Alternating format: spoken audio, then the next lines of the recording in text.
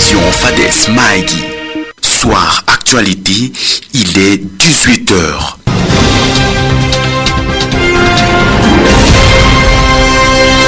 Samuel Munguromo Atido.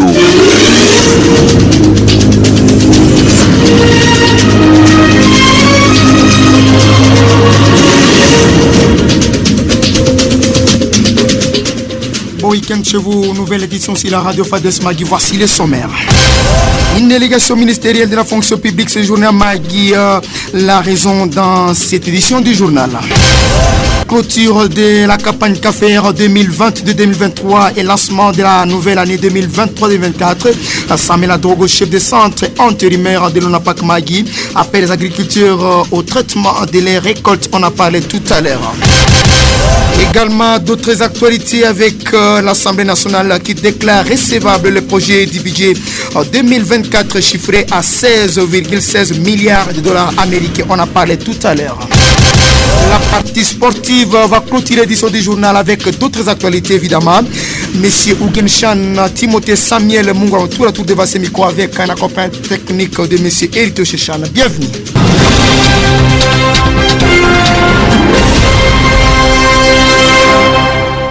Bonjour, commençons par tout autre chapitre. Un forum minier s'est clôturé à Kinshasa. À Dubango, Dieu merci, a plaidé pour la formalisation du secteur artisanal.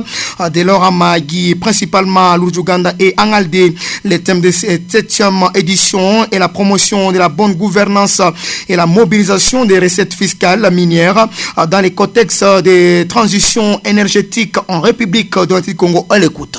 Je participe à Kinshasa, à la 7e édition de l'Alternative Mining Indaba et qui a hermétiquement fermé ses portes aujourd'hui. Durant 4 jours de travaux, les participants, comme nous tous, nous avons réfléchi sur la transition énergétique en cette période et comment les espaces miniers en République démocratique du Congo peuvent bénéficier de cette transition et voir de quelle manière mobiliser aussi les recettes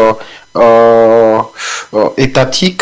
Dans ce cadre aussi analyser les opportunités qu'amène la transition énergétique avec la stratégie de la fabrication des batteries, des véhicules électriques, d'autant plus que la RDC regorge beaucoup de potentialités dont le nickel, le lithium, qui sont des minéraux qui appellent à cette organisation, à cette fabrication.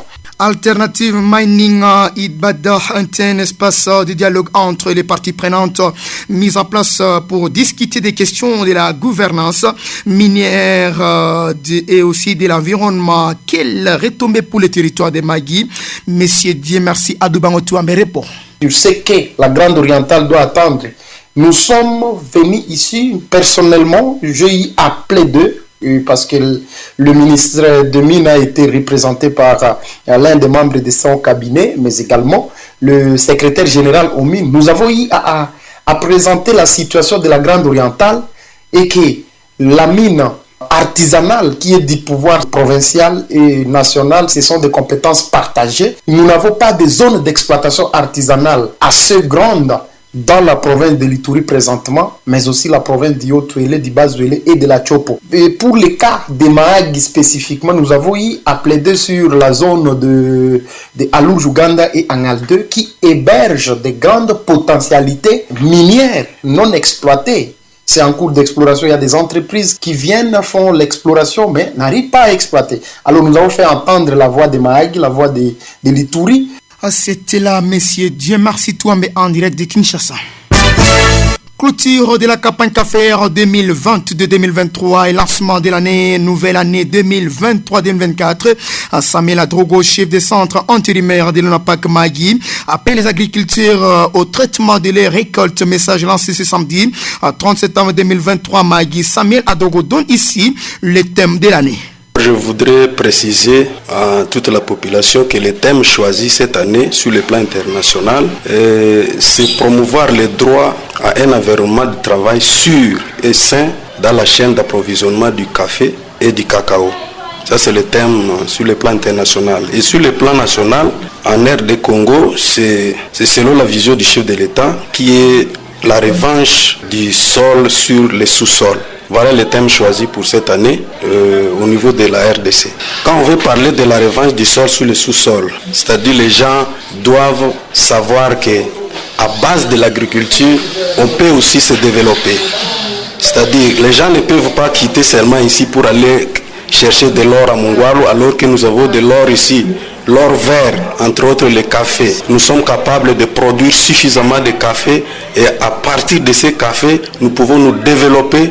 Nous pouvons développer le territoire de Mahagi. Donc nous devons profiter de cette richesse-là pour le développement de notre entité. Il ajoute que ces moments de sensibilisation aux acheteurs agriculteurs soulignent les patrons de l'ONAPAC à Mahagi. Je crois bien que toutes les situations sont déjà réglées.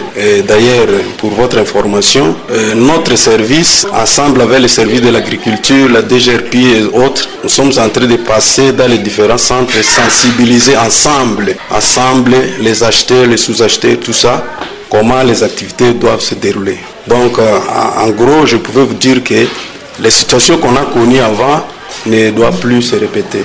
Donc, on est à bon terme avec tous les autres services. On va travailler dans la tranquillité. Et ce que je pouvais dire d'abord aux agriculteurs, de bien traiter leur café, parce que la qualité, c'est ce qui fait la différence. Pour qu'ils puissent bien profiter de leur production, il faut qu'ils traitent bien leurs récoltes, pour que même ceux qui viennent acheter puissent acheter à un bon prix, pour qu'ils en profitent. Et aux acheteurs ou sous-acheteurs, ils doivent se mettre en ordre avec l'ONAPAC, entre autres acheter des cartes comme d'habitude. Donc rien n'est changé par rapport à tout ce qu'on faisait avant. Nous prenons cette actualité, une délégation ministérielle de la fonction publique séjournée à Mahagi. La raison dans cette édition du journal, cette délégation, il faut noter qu'elle est venue pour la gestion des frais de fonctionnement dans les différentes écoles à l'attention des inspecteurs sous provède, n'est-ce pas, M. Timothée Genchana? C'est bien vrai. Une délégation du ministère national de l'EPST séjournée à Mahagi depuis ce vendredi 29 septembre 2023.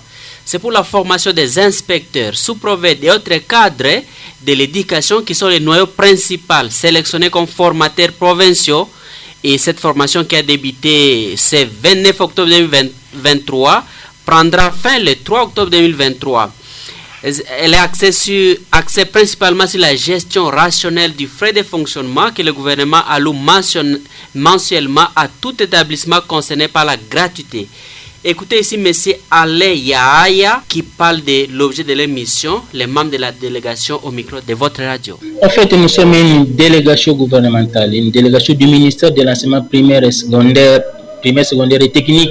Nous sommes venus ici à Mahagi précisément pour nous entretenir, pour assurer une formation. C'est la formation intégrée en faveur des membres du COGES, donc qui est entendu comme le comité de gestion, ainsi que les acteurs du MGP, les acteurs des mécanismes de gestion des plaintes au niveau des écoles. Tout ça dans quel objectif? Dans l'optique d'avoir une école sécurisée et assainie. Donc c'est ça le bien fondé de notre mission. Donc nous sommes venus assurer une formation en faveur des inspecteurs, des cadres du ministère, les sous-provèdes et autres, pour pouvoir atteindre cet objectif. L'utilité de cette formation, c'est doter à ces cadres du ministère des outils nécessaires. Les doter des outils nécessaires et aussi les capacités dans la mise en œuvre de la formule qui a été mise en place. D'abord, c'était la formule sur la répartition équitable des frais de fonctionnement alloués aux écoles primaires publiques, parce que n'oubliez pas que nous sommes dans le contexte de la gratuité, et dans la gratuité, il n'est plus permis à ce que les enseignants puissent demander les frais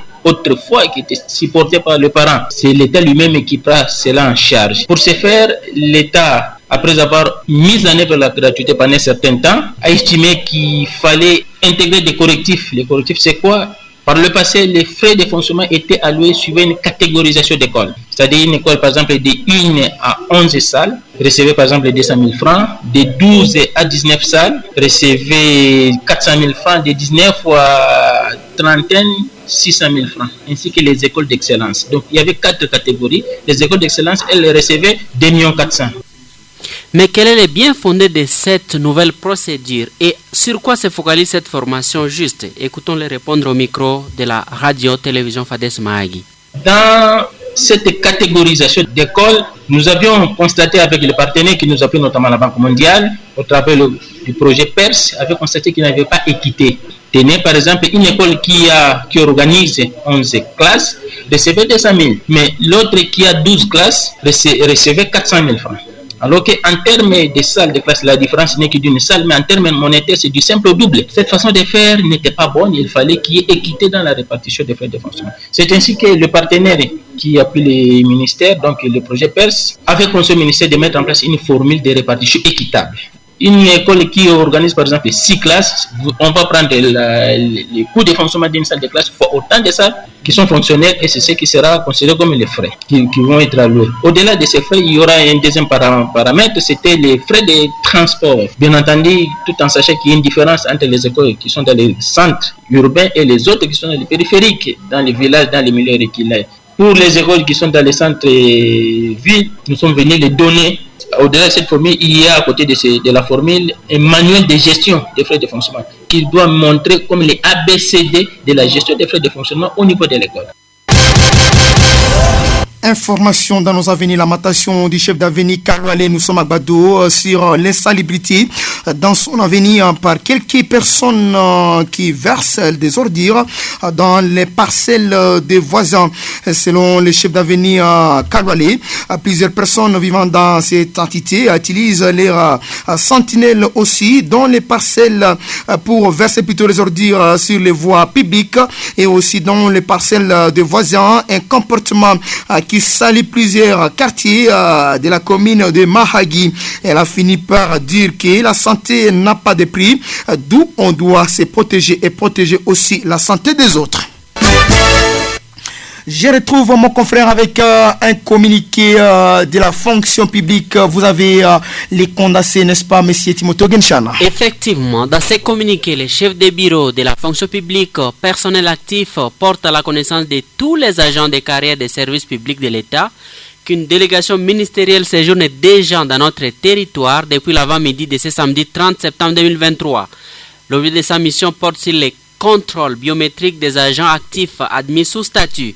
C'est pourquoi il informe tous les concernés que ces contrôles commencent ce dimanche à 10h avec tous les chefs de service à la période du territoire. Et donc voici les éléments du dossier recommandés. D'abord, la fiche avec code SECI, l'arrêté d'admission sous statut ou de promotion, la commission d'affectation, la notification, les diplômes, la carte d'électeur. Et une note finit cette communiqué. Le programme de ces contrôles par ministère vous sera communiqué ce dimanche 1er octobre dans la soirée. Ce communiqué est signé Utubi Ukelo Nicolas, chef de bureau de la fonction publique du territoire de Mahagi. Je le disais tantôt dans mon sommaire, l'Assemblée nationale déclare recevable le projet de budget 2024 chiffré à 16,6 milliards de dollars américains. À l'issue des débats en général de plus de 4 heures, ils ont salué les taux de croissance ou de croissance du projet de cette loi de finances. Ce projet de loi met l'accent sur la réorganisation de notre économie avec un accent particulier sur sa diversification aussi vers les secteurs de l'agriculture, la pêche et l'élevage. A déclaré le Premier ministre Samalou Kondé devant les élus. Il a également signalé 12% de ces projets de loi sont concentrés à l'agriculture, un grand record pour ces pays. Samalou Kondé a souligné le défi de l'organisation des prochaines élections sur fonds propres du gouvernement congolais et l'exécution progressive du programme de développement local de 145 territoires. Les États-Unis d'Amérique pensent que la communauté internationale doit faire en sorte que le départ de la MONUSCO ne vienne pas, en tout cas, déranger une crise humanitaire déjà très grave. Le représentant des États-Unis au Conseil de sécurité de l'ONU a exprimé cette position jeudi 28 septembre lors de la séance de cette haute instance onusienne consacrée à la situation de la RDC. Les États-Unis d'Amérique proposent au Conseil de sécurité d'engager un dialogue avec les autorités congolaises pour l'efficacité de la MONUSCO. Il insiste sur le fait que les choses doivent être claires car la mission seule ne peut résoudre les problèmes de la sécurité dans l'est du pays. L'avis des États-Unis est partagé par le Brésil qui redoute également que les retraits de la mission onusienne ne puissent créer en tout cas de vide de sécurité et de l'élite du pouvoir en tout cas engendrer des violences et des atteintes aux droits de l'homme. Un départ précipité des casques bleus pourrait entraîner des conséquences néfastes pour des milliers de personnes déplacées internes. La présence de la MONUSCO constitue un seul rempart aussi faible qu'il soit contre les violences et les abus des groupes armés en RDC. En politique, en flash, il faut noter que Christian Ilunga Djabero attendu à Magui-Port ce dimanche 1er octobre 2023. En chefferie de Wagungu, selon la cellule de communication Christian Ilunga, Djabero en tout cas aura un moment d'échange avec les différentes bases de Wagungu et sur plusieurs questions, notamment éducation électorale, mobilisation des différentes bases pour les changements. Vous suivrez d'autres précisions avec notre reporter sur terre. Je retrouve le sport.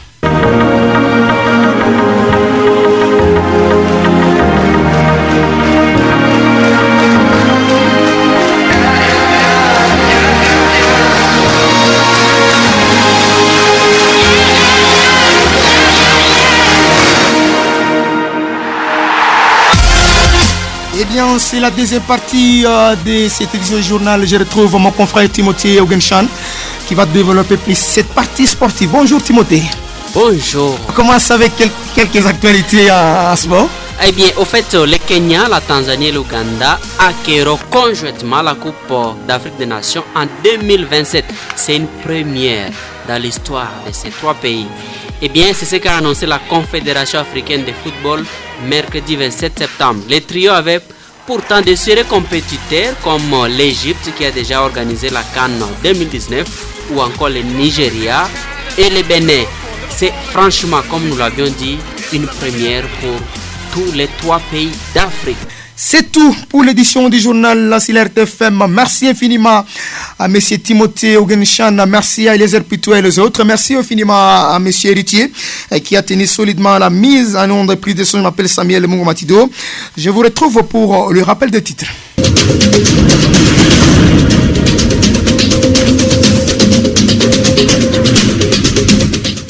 En l'EPST, vous l'avez suivi, une délégation ministérielle séjour en territoire de Magui. La raison était dans cette édition du journal avec Timothée Ogenchan. Clôture de la campagne caféière 2020-2023 et lancement de la nouvelle année 2024. Samuel Adogo, chef de centre intérimaire de l'ONAPAC Magui, appelle les agriculteurs au traitement de les récoltes. Message lancé ce samedi 30 septembre 2023 à Magui. Vous l'avez suivi avec ce forum minier qui s'est clôturé à Kinshasa. Dieu merci, Touambe a plaidé pour la formalisation du secteur artisanal de l'or et principalement à l'Ouganda et Angaldi.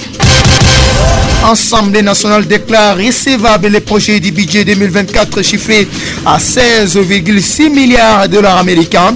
Les députés nationaux ont déclaré vendredi 29 recevable ces projets du budget 2024.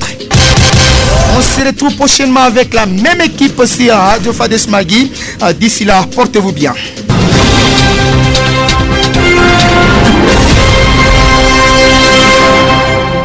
La tribune de presse, à nous la parole. Tous les samedis à 19h, la radio télé Fades Magui vous propose l'émission Tribune de presse avec les chevaliers de la plume qui débattent tous en liberté sur les grands sujets d'actualité de la semaine. Aucune armée au monde peut gagner une guerre asymétrique sans l'appui de la population et sans la désolidarisation. Ce ne sont pas des extraterrestres. Vous pouvez nous faire croire tout ce qui se passe. Et bon. Il ne faut pas aller directement sans analyse parce que les gens qui ont parlé gauche, c'est-à-dire mais on risque d'assister à ce théâtre des années 1960-61 en territoire d'Endjougou parce que les termes ça aussi prête beaucoup alors de confusion. Même des lobbies, des partenaires, même des commerçants et même d'autres services qui peuvent nous appuyer. Est-ce qu'on ne peut pas quand même avoir une seconde de professionnalisme journalistique dans l'analyse des faits? Nous ne sommes pas des partisans ici. Nous ne devons pas aussi former des structures partisanes. Je ne partage pas l'avis de Désiré. On peut dialoguer quand il y a problème ou quand il n'y a pas problème. On s'entretue, on décapite. Il y a des tireurs de ficelles et nous devons faire trop attention. Il ne doit pas se laisser rouler dans la farine. Je ne sais pas ce qui dirige qui. La tribune de presse, à nous la parole.